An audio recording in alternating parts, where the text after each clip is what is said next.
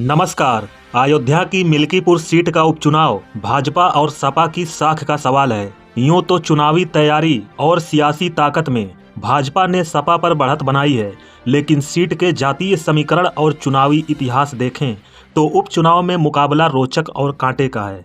रामनगरी की इस सीट पर भाजपा ने जहां संदेश बदलने के लिए ताकत झोंकी है, वहीं सपा ने संदेश बरकरार रखने के लिए मशक्कत की है। आइए अयोध्या के मिल्कीपुर उपचुनाव का विश्लेषण करते हैं और जानते हैं कौन किस पर भारी है, कौन हार रहा है और कौन जीत रहा है।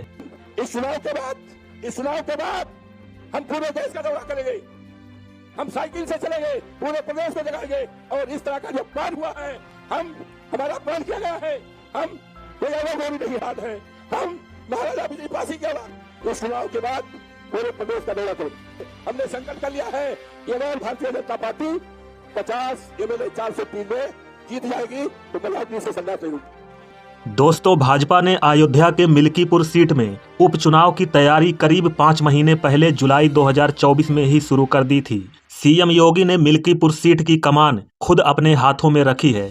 मिल्कीपुर की सीट इसलिए महत्वपूर्ण है क्योंकि ये सीट अयोध्या में आती है, जहां पर राम मंदिर बनने के बावजूद बीजेपी लोकसभा सीट हार गई।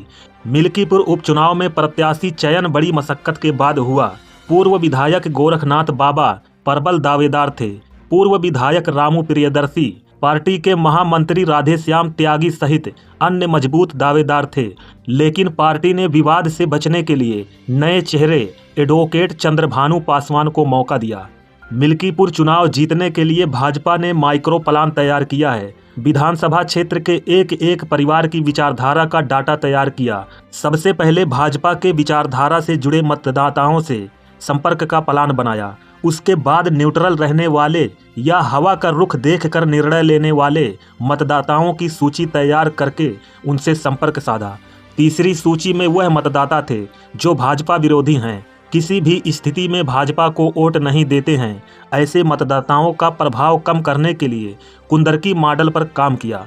जल शक्ति मंत्री स्वतंत्र देव सिंह बताते हैं कि उपचुनाव में भाजपा ने मिल्कीपुर के एक एक परिवार से संपर्क किया है। सरकार और संगठन ने समन्वय के साथ चुनाव में प्रचार किया। उनका दावा है कि सीएम योगी आदित्यनाथ के नेतृत्व में भाजपा मिल्कीपुर उपचुनाव भारी मतों से जीतेगी। राजनीतिक विश्लेषणों का मानना है कि अयोध्या जिले की मिल्कीपुर सीट से यूपी ही नहीं देश में संदेश जाएगा, क्योंकि यह सीट अयोध्या में आती है, वही अयोध्या जो बीजेपी की राजनीति की धुरी है। मिल्कीपुर जीतकर भाजपा संदेश देना चाहती है कि संविधान बदलने और दलित आरक्षण समाप्त करने का विपक्ष का भ्रामक प्रचार अब बेअसर हो गया है। वहीं सपा से ये सीट छीनकर यह भी संदेश देने की कोशिश में है कि अयोध्या में राम लहर और राष्ट्रवाद बरकरार है। वहीं बसपा मिल्कीपुर सीट जीतकर संदेश देना चाहती है कि दलित और पिछड़े वोट बैंक में उसकी पकड़ बरकरार है और सपा का पीडीए फार्मूला अभी भी बरकरार है। दोस्तों, सीएम योगी ने जुलाई से लेकर 2 फरवरी तक मिल्कीपुर का 6 बार दौरा किया। योगी ने वहां भाजपा कार्यकर्ताओं की बैठक के साथ प्रशासनिक बैठकें भी की। सीएम की पहल पर ब्राह्मण वोट साधने के लिए पूर्व विधायक इंद्र प्रताप तिवारी उर्फ खब्बू तिवारी ने मोर्चा संभाला। सितंबर 2024 में सीएम योगी ने वहां 1000 करोड़ रुपए की 83 योजनाओं का लोकार्पण और शिलान्यास भी किया। 15 दिसंबर को आयोजित रोजगार मेले में 1000 से अधिक युवाओं को निजी क्षेत्र में रोजगार के नियुक्ति पत्र भी दिए हैं। भाजपा ने 20 जुलाई से ही मिल्कीपुर उपचुनाव की तैयारी शुरू कर दी थी। सीएम योगी ने मिल्कीपुर सीट की कमान खुद अपने हाथ में रखी है। सीएम ने मिल्कीपुर सीट के लिए 6 मंत्रियों की टीम तैनात की है। इनमें 2 भाजपा के पूर्व प्रदेश अध्यक्ष भी शामिल हैं। इसी बात से आप अंदाजा लगा सकते हैं कि अयोध्या के मिल्कीपुर सीट यह कितनी महत्वपूर्ण है।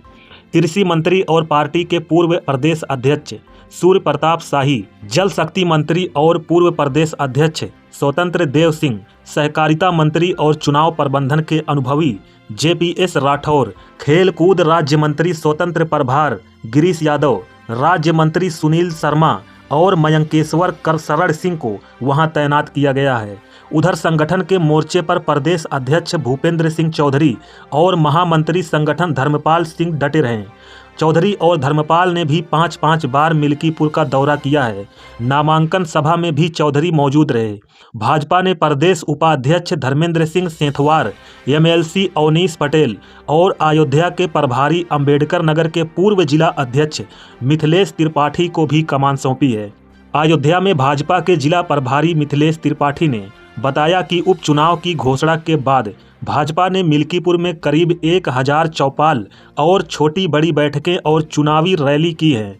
पार्टी के चिकित्सा, व्यापारी, सहकारी अधिवक्ता प्रकोष्ठ के बैनर तले इन वर्गों के लोगों के सम्मेलन आयोजित किए गए हैं। ग्राम पंचायत प्रधान और बीडीसी सदस्यों के सम्मेलन के साथ प्रबुद्ध वर्ग सम्मेलन भी आयोजित किए गए हैं। एससी वर्ग और ओबीसी वर्ग की प्रत्येक जाति के नेताओं के साथ बैठकें की गई हैं। पंचायत चुनाव में ग्राम प्रधान चुनाव हारे हुए लोगों से भी संपर्क साधा है। 415 बूथ कमेटियों की 3-3 बार बैठक करके बूथ प्रबंधन किया गया है। सरकार के मंत्रियों, जनप्रतिनिधियों और पार्टी के पदाधिकारियों ने 200 से अधिक चौपालें लगाई हैं। भाजपा ने मिल्कीपुर उपचुनाव में करीब 40 से अधिक विधायकों की भी ड्यूटी लगाई है। विधायकों ने सजातीय लोगों के साथ बैठक करके भाजपा के लिए वोट मांगे हैं। वहीं घर घर दस्तक देकर जनसंपर्क भी किया है। मिल्कीपुर का चुनाव सपा ने पूरी तरह से पीडीए के नाम पर लड़ा है। सपा ने आखिरी समय में यहां अपनी ताकत झोंकी। अयोध्या से सांसद अवधेश प्रसाद ने हाल ही में एक दलित युवती के साथ हुई बर्बरता को मुद्दा बनाया। इस मुद्दे पर उनके 2 बार आंसू छलके। इन आंसुओं का कितना असर होगा यह तो नतीजे बताएंगे, लेकिन जानकारों का कहना है कि इसका लाभ सपा को हो सकता है। अखिलेश यादव ने मिल्कीपुर में आखिरी दिन जनसभा की। उन्होंने पीडीए और संविधान के मुद्दे पर लोगों से वोट मांगा। उन्होंने सीधा हमला योगी आदित्यनाथ पर किया। सपा ने यहां से अवधेश प्रसाद के बेटे अजीत प्रसाद को प्रत्याशी बनाया है।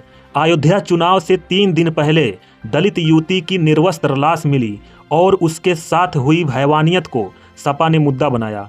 सपा सांसद ने इस पर 2 दिन में 2 बार आंसू बहाए।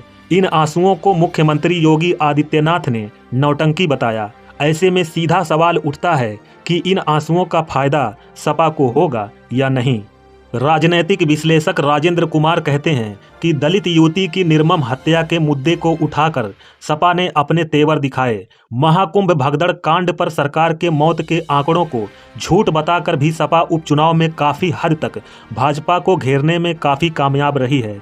मैनपुरी सांसद और अखिलेश यादव की पत्नी डिंपल यादव ने चुनाव से ठीक पहले मिल्कीपुर में रोड शो करके सपा के पक्ष में माहौल बना दिया। डिंपल के रोड शो में लोगों का जबरदस्त उत्साह दिखा। विपक्ष में होने के बाद भी डिंपल का रोड शो काफी सफल रहा। वहीं मायावती ने मिल्कीपुर उपचुनाव में अपना प्रत्याशी नहीं उतारा है। इससे पहले मायावती ने नवंबर में प्रदेश की 9 विधानसभा सीटों पर हुए उपचुनाव में अपने प्रत्याशी उतारे थे, जिनकी बहुत ही बुरी तरीके से हार हुई थी। प्रदेश में सीधा मुकाबला सत्तारूढ़ दल भाजपा और सपा के बीच था। राजनीतिक जानकार कहते हैं कि इसका लाभ सपा को मिल सकता है, क्योंकि अवधेश प्रसाद लंबे समय से इस क्षेत्र का प्रतिनिधित्व कर रहे हैं। अगर बसपा यहां अपने प्रत्याशी उतारती तो सत्ता विरोधी मतों का विभाजन होता। वहीं असपा ने सपा की चिंताएं जरूर बढ़ा दी है। हालांकि असपा यानी आजाद समाज पार्टी चंद्रशेखर एक बार भी यहां जनसभा करने नहीं आए हैं। ऐसे में उनका प्रत्याशी कितना वोट हासिल करने में कामयाब रहेगा यह तो मतगणना के बाद ही पता चलेगा। अयोध्या के मिल्कीपुर उपचुनाव में किसकी हार होगी, किसकी जीत होगी, ये तो 8 फरवरी को रिजल्ट आने के बाद पता चलेगा। आपको क्या लगता है, मिल्कीपुर में किसकी लहर है? कमेंट बॉक्स में जरूर बताएं। दोस्तों, आपसे एक रिक्वेस्ट है, कृपया हमारे चैनल को सब्सक्राइब करें और वीडियो को लाइक जरूर कर दें। मिलते हैं अगली वीडियो में।